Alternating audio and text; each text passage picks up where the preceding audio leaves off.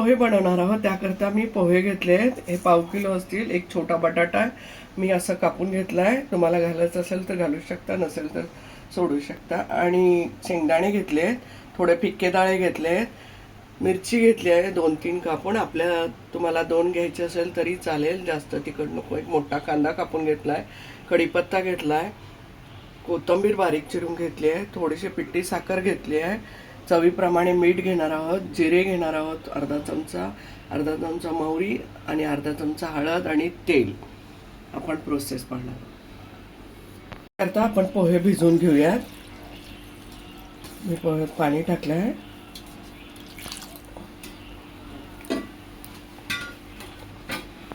लगेच पाणी काढून टाकायचं आहे. पोहे भिजून पाणी काढून टाकलं आहे. थोडंसं असं पाणी ठेवलेलं होतं, थोडंसं, जास्त नाही, असं एक शिंतोडा असल्यासारखं पाणी ठेवलेलं होतं. आपण ह्याला झाकून ठेवूयात आणि आपण पुढची प्रोसेस बघूया. तेल टाकणार आहोत. कढई तापलेली आहे.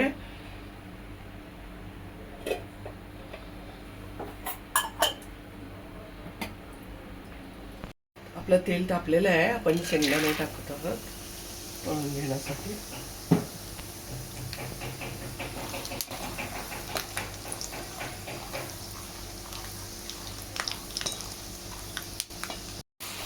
आपण शेंगदाणे भाजून घेतलेले आहेत. आपण आता ह्याला काढणार आहोत. शेंगाचे तोंड फुटले की ते चांगल्या प्रकारे भाजलं जातं.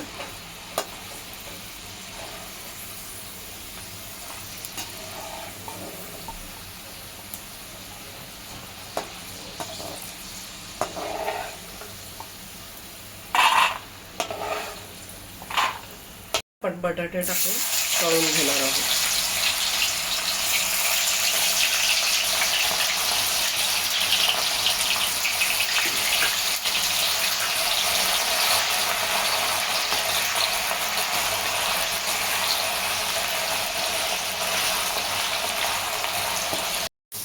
आता आपले बटाटे तळून झालेले आहेत. आपण साईडला काढून घेणार आहोत.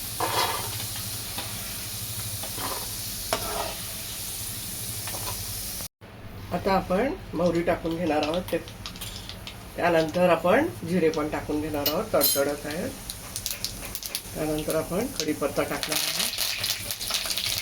कांदाही टाकून घेणार आहोत आणि मिरची पण घेणार आहोत.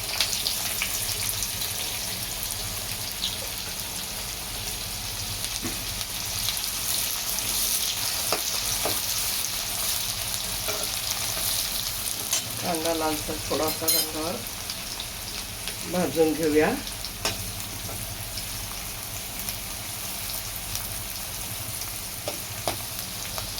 डाळी टाकून घेतलेले आहेत.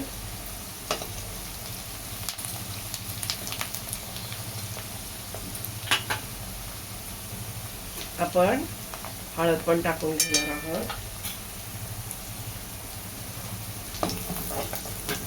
आपण तळलेला बटाटा तो पण टाकून घेणार आहोत.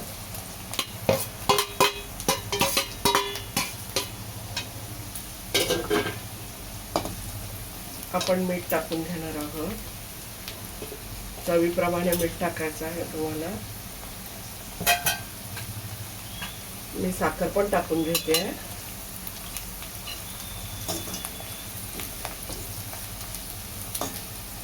आपण पोहे आहेत ना, थोड्या हाताने ढिल्ले करायचे आहेत.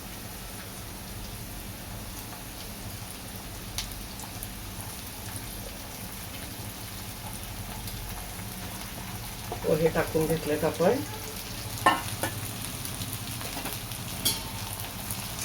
आपण याला चांगलं परतून घेणार आहे.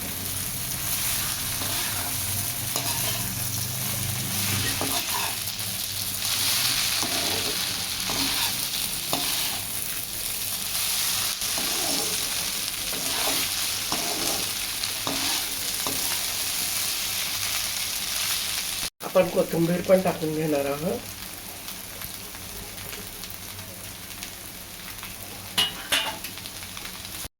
आता पोहे आपले रेडी झालेत खाण्यासाठी. आपण सर्व करून घेऊया.